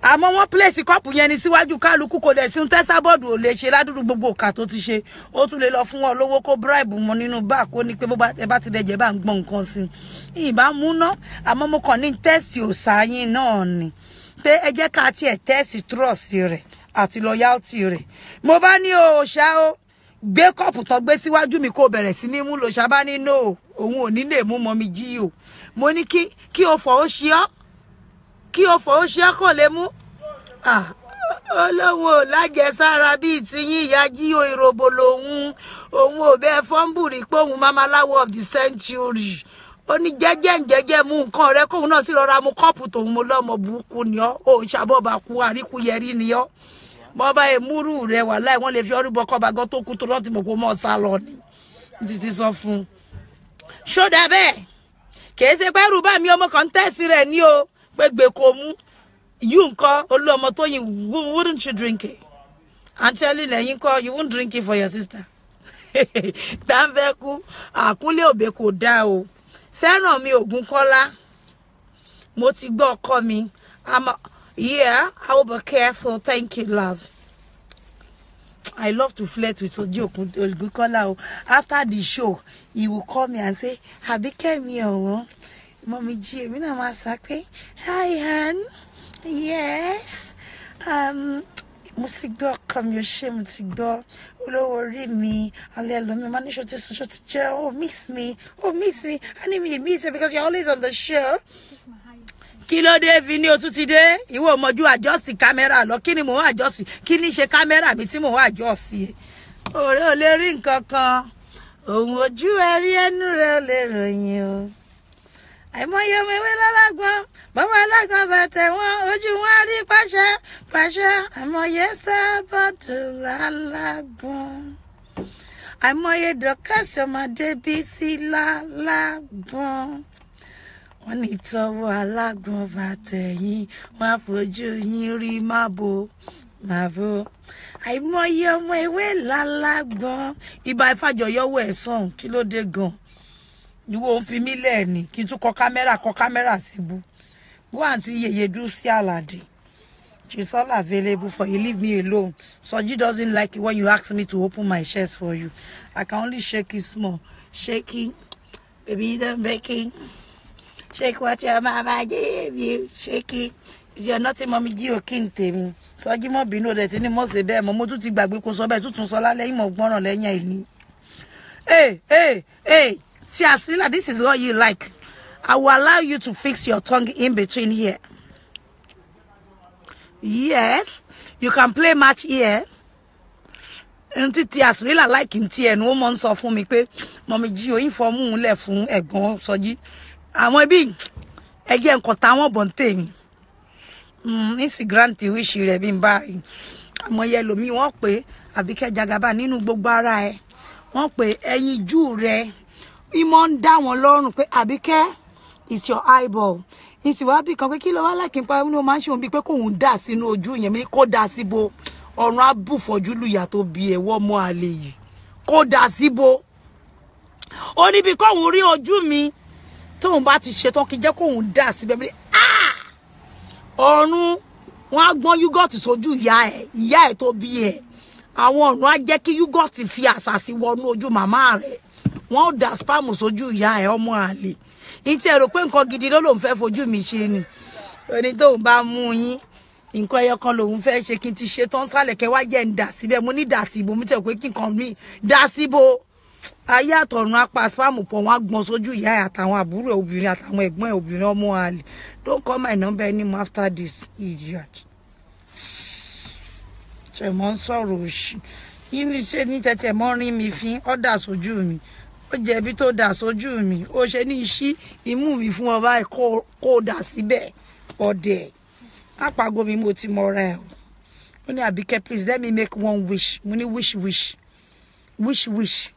ó ní I wish to dà sínú ẹyin ojú mi ràn gandan yìí ìkànnì olórí burúkú gbogbo ọ̀nà náà fi ràn fọ́jú síyàn ṣé fọ́jú gan ò lè báyàn kan dà spam sójú èèyàn eléri ibú ìkà máa ṣàǹfààní ìkà ọmọ ewé in deception in disguise trader sínú ojú mi ó ṣe lọ́dà sójú yìí ewé àbí sójú dọ̀ọ̀dọ̀ ó ń ṣọmọ ayé níjọ́ tó ti sọ bẹ́ẹ̀ mo mọ̀ pé ọmọ ewé bó bá jọ́ ọmọ ayé ni ò lè wíṣì pé kó dà sínú ojú mi. Yes, Toxity is somewhere in town. She went shopping. Yeah, he's a silly guy. Kunle Obi. Can you imagine someone called her, Abike? Do you know you tickle my fancy a lot? Do you know that I can't stop thinking about you? You've actually have some attractive features that I cannot, stop thinking about. Woman fantasize. Body ojú mi àti ẹnu mi. Ó bá tẹ̀ sọ pé irú ẹnu ẹ o. Là o. Mo máa ń gbọ́ pé àwọn èèyàn máa ń la ẹnu wọn fẹnu gbà yín tí ẹ láìkí mọ́ fẹnu gbà. Kò sí bí n ṣe lè mọ̀ mu tó bá débi kan dà sí mi lẹ́nu yìí láìkí ẹ̀. Mo lè mú ice cream mo máa ń láìkí yẹn kí n máa fà.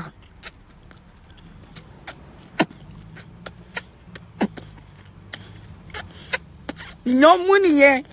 Ọmú ti kanra lágbá. Wá wo ẹnu àwọn adélébọ̀ tó ń fa mi. Wọ́n ń fa mi tìkanra tìkanra.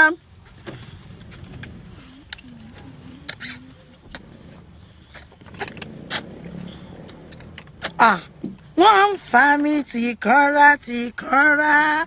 Ẹ wá wo ẹpọ̀n àwọn adélébọ̀ tó ń lagi pàpà. Wọ́n ń lagi tìkanra tìkanra gbàs. Wọ́n ń lagi tìkanra tìkanra. Ẹ wá wo ẹpọ̀n àwọn adélébọ̀ tó ń lagi. Ìwọ náà ka undergraduate kí ló wá ṣe ń bí Christopher Abbey bọ́tà ń bí underage wo ni ọ̀tá ń pè ọ́ síbí. My friend, go and sit down in the second room, inner room. That's where you belong. This platform is meant for adults, your aunties and your uncles. So if you cannot join us, you get into the kiddies room there.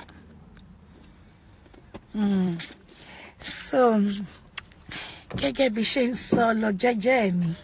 Ohun tí mo ṣe yọ̀gọ̀ ojú mi ni pé mo fẹ́ kẹ́ rí bọ́sẹ̀ ni wọ́n ó dà sí ojú mi ni àmọ́ ẹni tó sọ yìí ó sì mọ́ra rẹ lórí láyìn o ọ̀run ó jẹ́ kán dà sí ojú ìyá rẹ bí n ṣe sọ èsì tí ń fún ọjọ́ náà ní mọ̀ sọ pé wọ́n á dà sí ojú ìyá rẹ yìí fọ́ ojú tiẹ̀ gan bó ṣe jẹ́ ọkùnrin gan wọ́n á dà síbẹ̀ ọ̀run á jẹ́ káwọn sẹ́ẹ̀tì ẹ̀ pa spam pọ̀ wọ́n á dẹ̀ dà sínú ẹyin jú ẹ̀ ìkànnì ó máa bùfọ́jú lù mí láìpẹ́ ọjọ́ spam tó wà acidic ẹ pé bí yàn bá gbé mi gan pàápàá inú lè mọ ọrùn yàn wọ́n yìí máa ń sọ pé it's good for the body you swallow you cream it ewé òrìṣà cream wetin ìyẹn jẹ́ bí cream bí Bọ́lá Ṣóndé kámọ́rì nígbà ó bá fi kan ra wá da kìíní sínú ojú mi ṣé ojú mi jẹ́ bí collection point spam àbí ó jẹ́ bí tí ẹ mọ̀ ti máa make egg ẹjọ́ o ẹlẹgbẹ́mẹgbẹ́ o ẹyẹ mọ̀ rí mi fín o yeah that was what he told me. Tiasfila is messing up. Let me see what he's doing. Lala Rufus, how are you? Uncle Jide, is that not ridiculous for someone to say we pour kini sínú ẹyin jú mi tí gbogbo yín wò yìí ṣé kó lúwẹ̀ wá máa wo rakọrakọ ni àwa di pé kí n dé bá kẹ́ mọ́ bá mi sọ̀rọ̀ kẹ́ má rojú mi mọ́ kẹ́ má pé Àbíkẹ́ ọlọ́mọmọ ṣe mi tá ń wọlé lójú yewé kó ṣẹlẹ̀ tì ẹ bá gbẹ́ kòtò sílẹ̀ tẹ́tẹ́ nílé lórí ìtẹ́ pé kémi wá sùn lé Àlàbíkẹ́ èèwọ̀ mo ní gbogbo náà tẹ́yìn bá dá lẹ́fẹ̀ẹ́ gúnúgún ẹyẹ mi náà fi ń sún Bàsírà mo ti sọ gbogbo àṣebàjẹ́ ò ní gbà yìí lọ́ọ́lọ́ọ́. Ayé kan ń bẹ nílùú Manchester ṣẹ́tírí ayé kan ń bẹ nílùú Manchester Àbíkẹ́ wọ́n ránṣẹ́ pè mí o gbogbo àwọn fásitì wa ránṣẹ́ pè mí o wọ́n sì ń jẹ́ lẹ́dẹ̀ mi o àmọ́ máníjà yẹ̀rí lọ́jọ́ ikú Àbíkẹ́ ṣẹ́tírí. Ìlú London ní Àbíkẹ́ gbẹ́ngbẹ́ngbẹ́ngbẹ́ng ọmọ mi rántí o gbogbo àwọn ọmọ ẹ̀jẹ̀ nílùú London mo mí sí yín. My eyebrow, I drew it myself as usual, you know, it's Bukola Mercy. You know your mommy Gio is a makeup artist. I love working on my face. Emike. One less about the yàtọ̀ sí pé ó ní máa ní kàn lọ gbálẹ̀ ẹsẹ̀ èèyàn wà. Wọ́n ló tiẹ̀ tún ti fáwọn makeup artist kan gan lówó pé kàn bóun mọ lébúlébú sí mi lójú ka ayé ọ lọ sí ilé gbójú mi lọlé makeup artist. Àti wá àti dọ̀ọ̀dọ̀ lórí búyẹn ológun òde tẹ́lẹ̀ ìyá rẹ̀ ológun òde fi bá àmọ̀jà nílé bàbá rẹ̀ mi tó ti lé kúrò. Ẹ ò lè gbọ́n kankan sí lójú ẹ bá gbé wá gan kùn ní àtíkè ni. Kò sí kú lójú mi. Kò sí kú lójú wa o. Àtíkè lákùn. Show them your head. Ọmọ gẹ̀rí yòókù manager.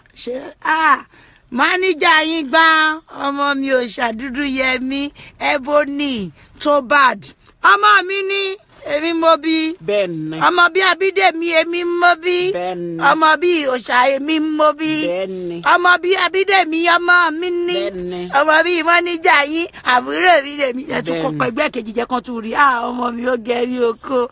Ẹ ti rógo ibi tẹ́ máa dà sí gangan lédè yìí ẹ lè dà sẹ́yìn ojú mi o.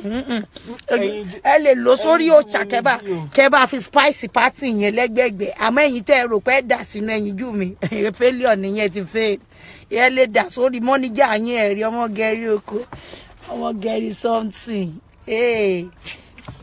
Ó cha mama wọn sá ẹjọ́. Manager to cha pra pra. We need to talk. Ó cha pra pra manager zoni. Daddy Gio. Fi ọ̀rẹ́ bá fi ìṣiṣẹ́ ìjorúkọ rẹ̀ fẹ́ràn mi ní ọmọ jẹ́sì. Daddy fẹ́ràn mi. Ní ti ẹ̀fẹ́ pé ọkùn sọjú yẹn wà láì. Orúkọ wọn ń lọ orí mi ẹlẹ́jà wa kí ni sọjú ń bá ti kú náà ìfẹ́ kọ́ mọ́ sọjú. Ó dàbí ẹnìkan tí mo forúkọ bọ̀ láṣìírí. Osha, Auntie Shehu said your hair is really nice. Auntie Shehu, we're so sorry about yesterday. We were just stuck somewhere and, you know... Honestly, we went for a meeting. By the time we got there, it was, you know, late. So, I'm sorry. It was my fault. And the downfall... We are sorry. What did you call it? Ajagbejo longwa. Iye sọ pé Doro má gbé ṣe bá jagbejo longwa. Àwọn driver Ajagbejo. Àkókò ṣe máa ń fi pílò sí ilé ẹgbẹ́ síìtì ni. Báwo ló ṣe rí tírélà nù? Sọ́jà síìtì ọmọ líìtì àwọn disabled. Báwo ló ṣe rí tírélà iwájú tírélà? Báwo ló ṣe kan? Àbíkẹ́ lókìkí. Síìkì go. Ọmọ dà wọ́n kí ọjà pra manager wọ́n ló look cute. You look really cute. You acting. Anyway, Auntie Shehu, we're likely to see you. Are you at work? Let me call you after this chat. We can probably meet somewhere around where you came yesterday. I miss all of you. Auntie Monica Osim, I miss you. Mama Diana, all of you. Sister Scholastica, I miss you. Bimbola Shonde. How I wish I have enough time. But honestly, I've been going from one meeting to the other, and we are going for a feast. Everybody get along dancing. If you want, you can go talk crazy. Okakanla, everything kagunla, ya kole kamila ya jijani, Jenny. Evi pejo, amuya, atamu atejo, energy je. Bala energy je ni o, kokon Abike, jije yi na ni. Anyway. Guys, I gotta go. A word is enough for the wise. To those of you here, I want you guys to please be careful. You have to know. Oh, why is she? Graphics. Tio. You know, you mean the one you asked me today? No. Go on. Okay, guys, keep following us. Keep doing your best. To our Abike Jagaban Helping and charity organization. We'll be bringing you lots of videos soon where we have been working, where we've been pumping the money. Very, very soon, sooner than you think. You know, just to prove to you that this is the work we've been doing. It's a very huge project. Huge, and we don't have enough to cover the project at hand. But whichever way, we're going to do whatever it is we can afford to do with the little that we have. And we pray to God to continue to replenish you guys, to continue to elevate you, to continue to provide for you, so that we can be getting our own little widow's mite from it. Auntie Gbemi said you look nice. Thank you, Auntie Gbemi. I need to talk to you after this chat as well. I'm gonna call you. How are you, ma? Thank you. We love you too. Auntie Gbemi to shabra pra. Abike to o shabra pra. Yes, ke yelu ati ani eyan ti jagasne. Auntie Gbemi to sexy at 53, 54. Eyan ti Mayweather. Egba ọmọ ayé. Eyan ta Anthony Joshua to badass, to slick, to sexy, to trendy. Ta won kan báyìí lọ. Anyway, come on, so love it. Keep enjoying yourself. Keep being you. We love you so much. I'll see you soon. Don't forget our appointment tomorrow. Kintiwa Oluomo, we don't care. Wọ́n gbéṣẹ́ gidi kankan lé ikú ke ìyá rẹ̀, ikú ke Bísí lọ́wọ́. Ju kó má ba yéèyàn jẹ́, kò sí lè ṣíwó ńbẹ̀, yóò mọ̀ ba yéèyàn jẹ́ lọ́nà ní tí ẹ bá ta rẹ̀ jẹ́ mọ́. Àṣepamọ́ ló wà, kò sáṣegbé kankan. That I know. Ẹ má wo. Emma was spacing here soon. Watch out for that. Emma Tori Abike o ma so be ori re mo le o. Okay guys, I gotta go. My battery is flat. Thank you so much for coming online with me. I'll be coming out to talk about the charity soon myself. We're gonna have a big show about it. Probably next week. I have my reasons for not coming out now. To Kwame and Anamaya, we love you. You guys should behave like adults. Stop fighting. Stop misunderstanding one another. Emma Jackie, minor things, misconception. Do not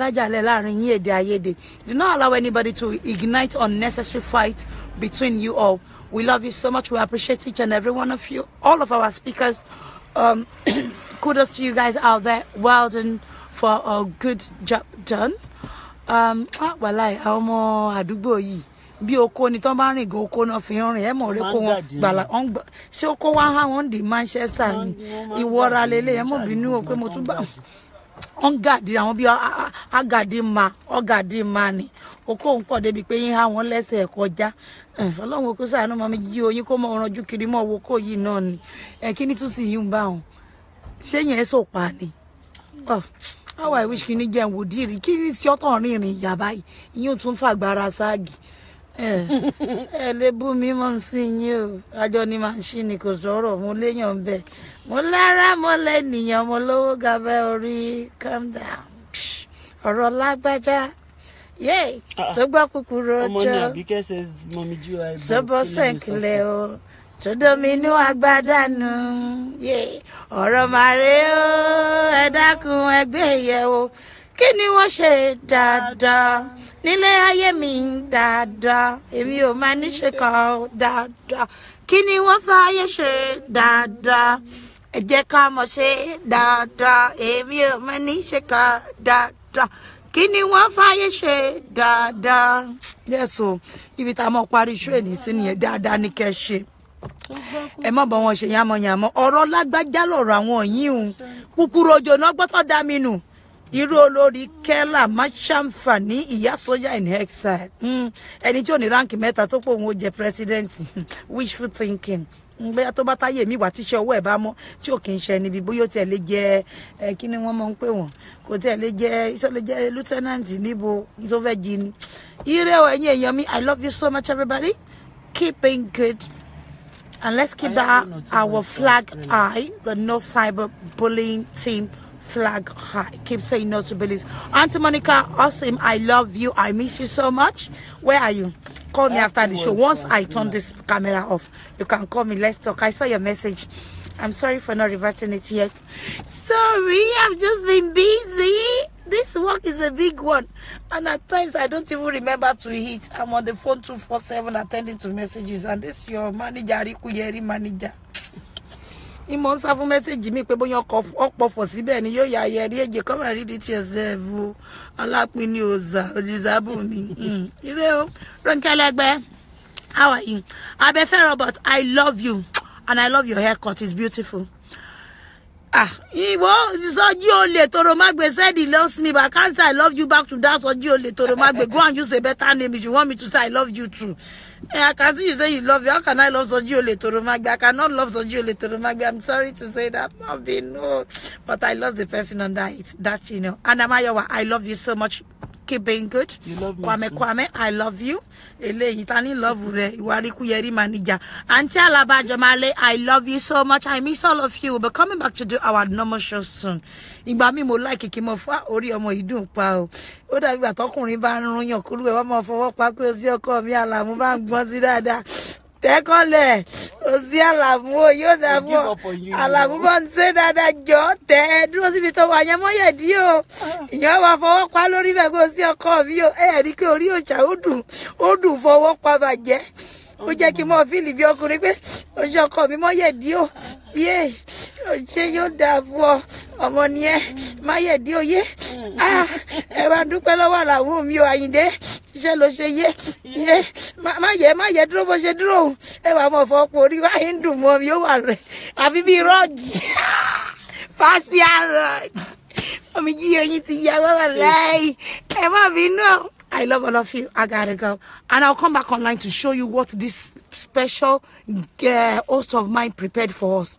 It's a huge feast. She sent me pictures of Abike Jagaban. If you don't come, I'll personally come and shoot you online myself. Like on my way. I said, Mache nyeo. Omo aye to fejo mommy. Mache nyeo. Just anyway, Timmy did. I gotta go. Just talk. Timmy. Osha wants me to tell you what Timmy did to me yesterday, but I won't say it now because my battery is flat. I'll say it. Let me save it for another day. No, okay. Today. I love you. Don't block me. Today. Bye. Bless you all. We'll see you all later again. Bye-bye. Say bye-bye to our fans. Hello, bye-bye. Thank you for Bye. watching. We love you. Bye. Mwah. Battery low. Stop kissing. Ojú mi ló wà ready sùn. Pẹ̀nẹ́pẹ̀nẹ́ Ayé ọmọ jíjẹ mi. yìí ni aago méjì me wọlé lánàá kọ́lọ̀ ń ṣàánú mi. Sister Monica, let's talk. Auntie Dupe Alade Olugbode, I love you. Auntie Mabalale Abike, where are you? I love you. Keep being good. Look at me. Olúwakẹ́mi ọmọládì pípé èèyàn ti Jaga Snato. Ayọ̀ Johnson. Ọmọ ni ẹ Ayọ̀ Johnson. Ayọ̀ Johnson. Èèyàn ti Mr. Movi. Where is the van? Yes. We love you. All Bye-bye. We love all the All the